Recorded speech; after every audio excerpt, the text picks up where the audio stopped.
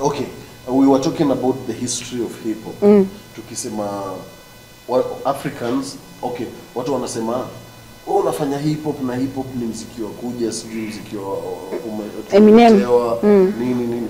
But the truth is hip hop is from Africa. Hip hop was born in Africa. Really? Yeah. Imagine nika Google hadi after show nilienda nika Google. Okay.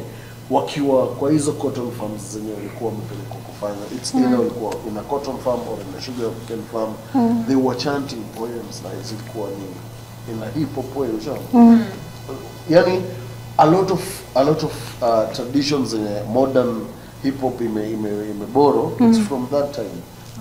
The poetic aspect of it, the mode of delivery, hiyo wabongo wanasema kuchana. Unajua mimi naweza kuchania mistari. Yeah, hiyo aspect it was from that time. Yeah. So me wasioni shida Mwafrika akifanya hip hop kwa sababu it's their true culture. Yeah.